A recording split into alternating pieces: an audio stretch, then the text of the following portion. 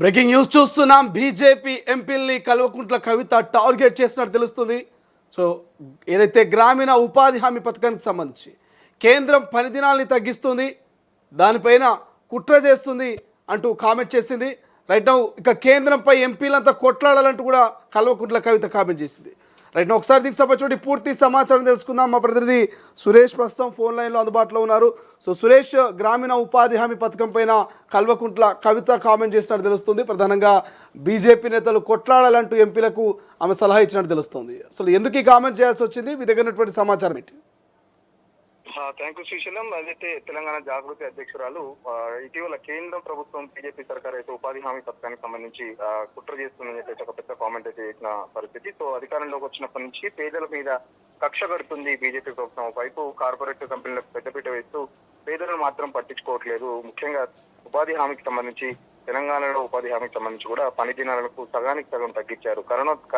Corona తర్వాత చాలా వరకు కూడా ఈ తెలంగాణ ఉపాధి హామీకి సంబంధించి చాలా వరకు పని దినాలు తగ్గించారు. పేదోడి నోటికాడ బువ్వ లాగేసుకుంటుందని చెప్పేసి కూడా ఓవైపు మరో పక్కన పెద్ద పెద్ద కార్పొరేట్ కంపెనీలకు కోట్లు డబ్బు ఏనామం పెట్టుకుంటా వాళ్ళని ఏం చేయట్లేదు. కానీ పేదవాడికి సంబంధించి మాత్రం చిన్న ఉపాధి హామీ పనికి సంబంధించి మాత్రం నిధులకు సంబంధించి ఉపాధి హామీ తక్కువ చేస్తుంది. పని దినాలకు సంబంధించిన కూడా కవిత పెద్ద ఎత్తున కామెంట్ చేసింది. తెలంగాణకు సంబంధించి కూడా ఇటు 8 మంది కాంగ్రెస్ నేతలు 8 మంది బీజేపీ ఎంపీలు గెలిచారు. బీజేపీ ఎంపీలు సొంత పార్టీ పై మీద కొట్లాడాలని చెప్పేసి, ఎందుకంటే లక్షలాది మందికి సంబంధించి ఇది ఒక ఇష్యూ పేద ప్రజలకు సంబంధించి.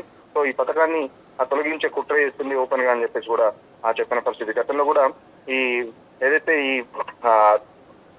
చట్టానికి సంబంధించి అంటే ఈ ఉపాధి హామీకి సంబంధించి కూడా పేరు మార్చినప్పుడు కూడా తెలంగాణ పార్లమెంట్ లో పెద్ద ఎత్తున కాంగ్రెస్ పార్టీకి సంబంధించిన ఎంపీలు పెద్ద ఎత్తున రాహుల్ గాంధీ నేతృత్వంలో కొట్లాడడం జరిగింది. సో ఖచ్చితంగా ఉపాధి హామీ పథకానికి సంబంధించి విబిజీ రామ్జీ అని పేరు మార్చడం కూడా ఒక ప్రోగ్రామ్ గా చేశారు. దీనికి గతంలో చట్టబద్ధత ఉండేది, ఇప్పుడు ఆ చట్టబద్ధతను కూడా తొలగించారు. ఇది ఖచ్చితంగా పేదల పట్ల బీజేపీకి ఉన్న సభ ప్రేమను తెలియపరుస్తుంది. సో బీజేపీ ఎంపీలు ఖచ్చితంగా సొంత ప్రభుత్వం మీద కూడా కొట్లాడాలి, తెలంగాణలో పని దినాలు పెంచే విధంగా ప్రభుత్వం మీద ఒత్తిడి తేవాలని చెప్పేసి కూడా కవిత ఒక పోస్ట్ కూడా ఒక వీడియో కూడా రిలీజ్ చేయడం జరిగింది.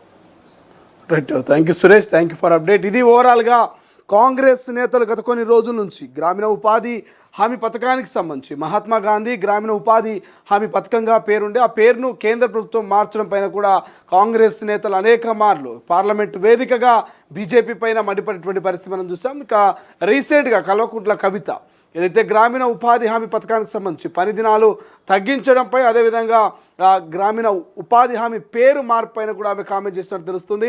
కేంద్రంపై బీజేపీ ఎంపీలు కొట్లాడాలి, నిధులు తీసుకురావాలి, గ్రామీణ ఉపాధి హామీ పథకానికి సంబంధించి పని దినాలని పెంచాలంటూ కూడా కల్వకుంట్ల కవిత మాట్లాడిన వ్యాఖ్యలు కొంత చర్చనీయాంశంగా మారినటువంటి పరిస్థితి మనకు కనిపిస్తుంది. సో ఒక్కసారిగా కొంత చర్చ జరుగుతుంది. బీజేపీ ఎంపీలని కవిత టార్గెట్ చేసిందా?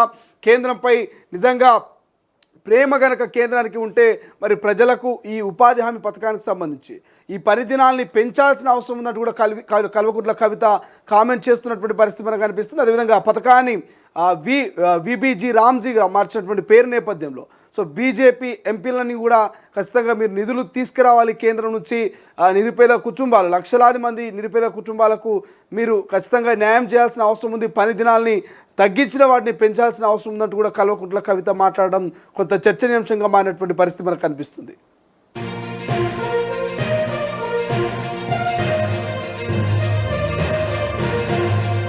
అసలైన తొలి వెలుగు. ఫాలో వాట్సాప్ @తొలి వెలుగు official.